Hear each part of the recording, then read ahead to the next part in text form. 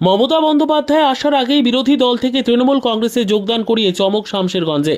এই মুহূর্তের বড় খবর, মুখ্যমন্ত্রী মমতা বন্দ্যোপাধ্যায়ের সফরের আগেই শামশেরগঞ্জের নিমতিতায় বিজেপিতে ভাঙন ধরালো তৃণমূল কংগ্রেস। শনিবার বিকেলে শামশেরগঞ্জ ব্লক তৃণমূল কংগ্রেসের অন্যতম নেতা শামিউল হকের নেতৃত্বে বিজেপি ছেড়ে তৃণমূল কংগ্রেসে যোগদান করলেন 2023 সালের বিজেপির প্রতিদ্বন্দ্বী প্রার্থী সীমা হালদার, সঞ্জিত হালদার এবং তার সঙ্গী সাথীরা। শামশেরগঞ্জের আলী নস্করপুর হাই স্কুলে এক অনুষ্ঠানের মধ্যে দিয়ে বিজেপি ছেড়ে তৃণমূলে যোগ দেন তারা। নবাগতদের হাতে তৃণমূলের পতাকা তুলে দিয়ে দলে স্বাগত জানান শামশেরগঞ্জের বিধায়ক আমিরুল ইসলাম। এই সময় অন্যান্য তৃণমূল কংগ্রেসের নেতৃবৃন্দ উপস্থিত ছিলেন। এদিকে আগামী মঙ্গলবার শামশেরগঞ্জ ও সুতি ব্লকে একাধিক কর্মসূচিতে সামিল হবেন রাজ্যের মুখ্যমন্ত্রী মমতা বন্দ্যোপাধ্যায়। ঠিক তার আগেই শামিউল হকের নেতৃত্বে বিরোধী শিবিরে ভাঙন ধরিয়ে কার্যত চমক দিল তৃণমূল কংগ্রেস। মুখ্যমন্ত্রী মমতা বন্দ্যোপাধ্যায়ের উন্নয়ন এবং বিধায়ক আমিরুল ইসলামের নেতৃত্বে কাজ করতে চেয়ে এদিন বিজেপি ছেড়ে তৃণমূলে যোগদান করেন সীমা হালদার, সঞ্জিত হালদাররা। এদিকে শামিউল হকের নেতৃত্বে তৃণমূলে যোগদান কার্যত চমক সৃষ্টি হয়েছে এলাকা জুড়ে।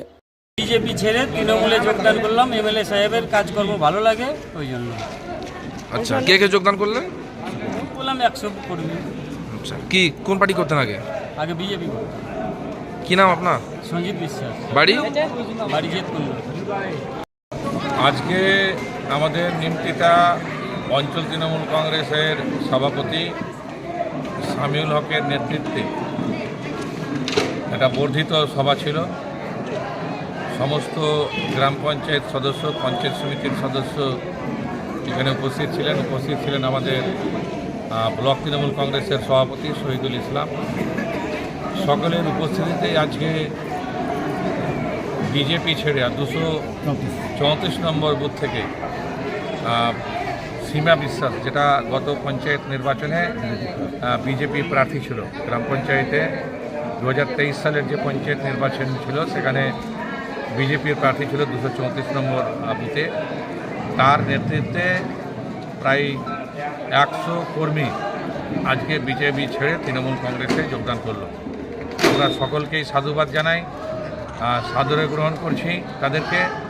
তারা মমতা বন্দ্যোপাধ্যায়ের নেতৃত্বে, আমাদের অভিষেক বন্দ্যোপাধ্যায়ের সেনাপতিত্বে এবং এই শামশেরগঞ্জের উন্নয়ন এবং বাংলার যে সাম্প্রদায়িক সম্প্রীতি বিনষ্ট করতে চাইছে বিজেপির বিরুদ্ধে লড়াই করার জন্য আজকে তারা তৃণমূল কংগ্রেসে সামিল হলো।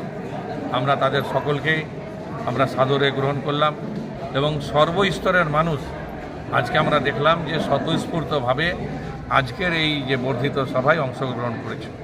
আমি সমস্ত মানুষকে ধন্যবাদ জানাই, অভিনন্দন জানাই যে স্বতঃস্ফূর্তভাবে আমাদের এই কর্মসূচিকে সফল করার জন্য।